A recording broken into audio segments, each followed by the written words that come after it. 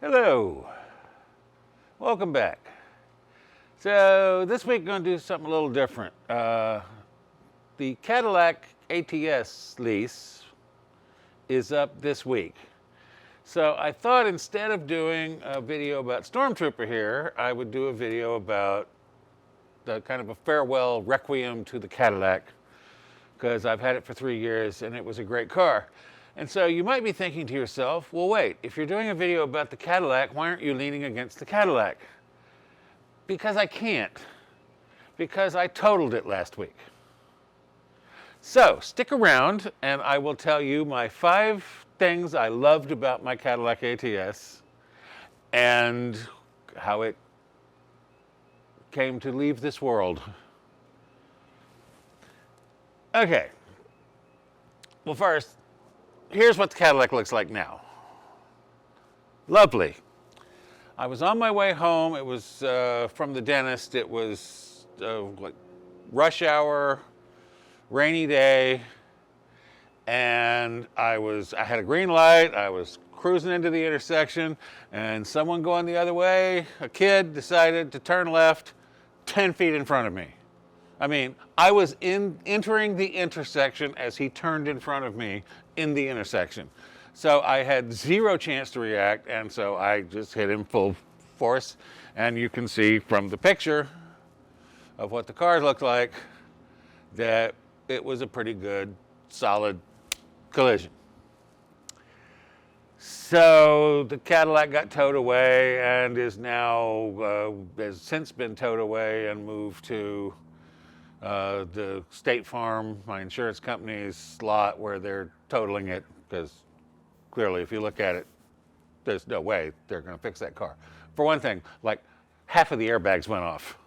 So right there, that's thousands and thousands and thousands of dollars, plus the hood damage. Anyway, back to what we're here to talk about. It's kind of like a funeral for my car. It was a great car. And let me tell you, the 5 things I most loved about that car. Number 5, the comfort. That was one of the most comfortable cars I ever drove. Well, for one thing, it was a coupe, so it had a really long door. By the way, longer than Stormtrooper here. And it was easier to get into than Stormtrooper. By the way, not easier to get out of because it was lower to the ground, so you kind of had to... But I could put my seat back farther than I can in Stormtrooper, so my arms could be almost straight out when I was driving, which came in real handy when the airbags went off, by the way, because when the airbags go off and your arms are right here, the airbag does not hit you in the face. It only came out to about here. It burned my arm here a little bit, but that was fine. Incredibly comfortable car. The seats were really comfortable. They held you in place. They were amazing. It was just really comfortable. Again, before COVID, I used to drive that car back and forth to Texas 3, 4, 5 times a year. That's a 1,000-mile trip, 1,200-mile trip. Multiple times a year. I would sit in the car, I would drive the car for 10 hours in a day and not have any problems with it. It was fantastic. I really can't say enough about it. Number 4, performance. Now, standing next to a Challenger 392 6.4 liter supercar, basically. I mean, well, it's not a supercar, but it's really high performance. It's kind of a laugh to say that that was a high performance car, but it was. I mean, compared to most cars, it had a V6. It had a lot of horsepower, which I can't think of off the top of my head, but will be appearing on the screen. It was a lovely car. It was fast enough. I would do 0 to 60, plenty of time for me. I could peel out at lights. I loved driving that car. I loved the performance. Again, nothing like the performance of this car, which I love even more, performance-wise. But great car for performance. The third best thing about that car to me was the electronics. The HUD, I had a heads-up display.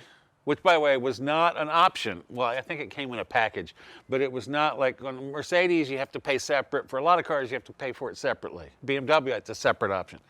It was part of a package or part of the performance premium package, whatever.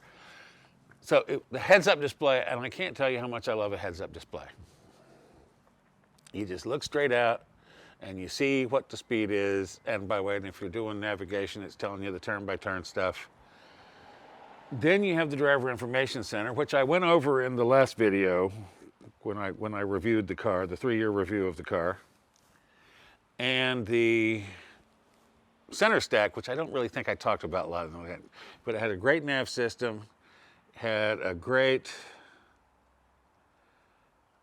stereo, Sirius XM, all that stuff. It was just, and it was very easy to use. Plus, as opposed to this car, it will actually, when you start it up, it would automatically open the map in the nav, so you didn't have to press a button. Like in this car, you can't open into the, it will not open to the map.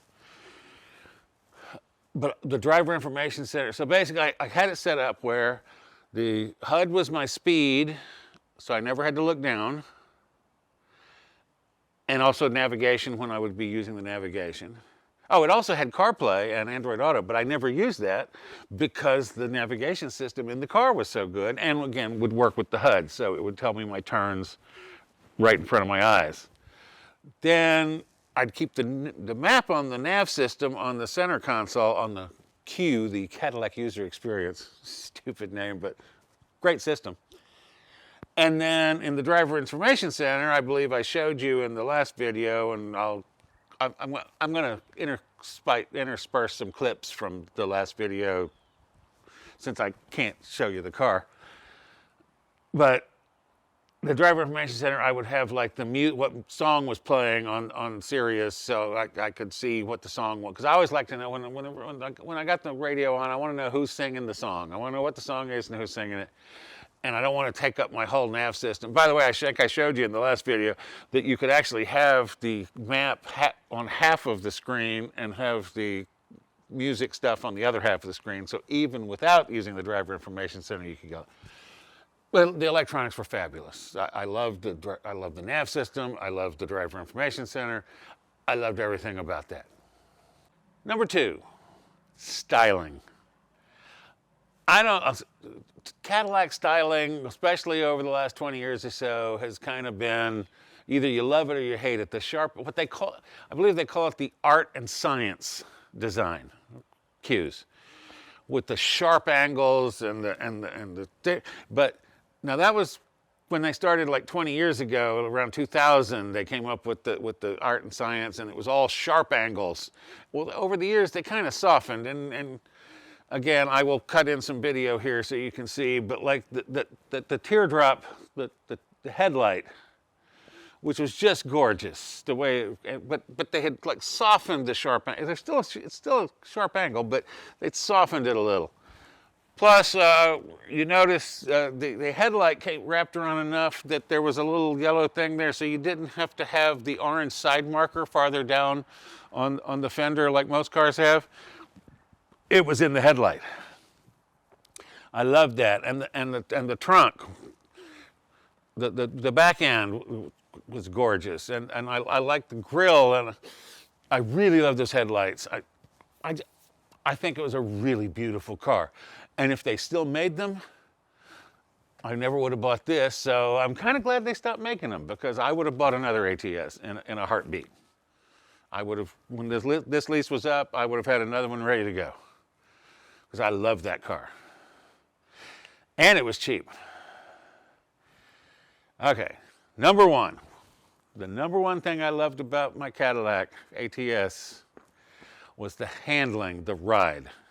I believe I mentioned in the last video, I had the magnetic ride control, which already gets you off to a start.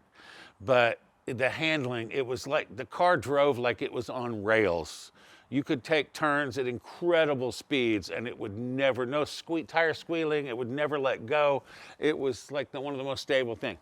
In fact, when I was researching this, because as you may have known from watching some of my videos on this channel, I tend to research the cars to death before I buy them.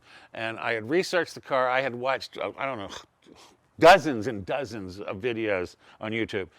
And most of those videos when the ATS came out were shootouts with it, the BMW 3 Series, the Audi A4, and the Mercedes C-Class. So it was those 4 cars, head to head.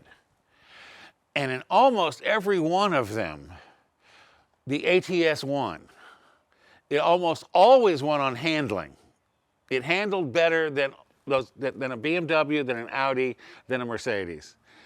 It came close to, I think it tied or won, depending on which one you were watching, on performance. I mean, but overall, it also won. So they did a really, really, really good job with that thing. And the handling was unbelievable. Well, those are the 5 things I really loved about my Cadillac. May it rest in peace. It was a great, great car, and I'm really sorry that I don't have it anymore. But I have a better car here, and next week we'll go back. I've got more stuff to do to this car, which we'll get back to next week. So, thanks for sticking around. I'll see you in the next one.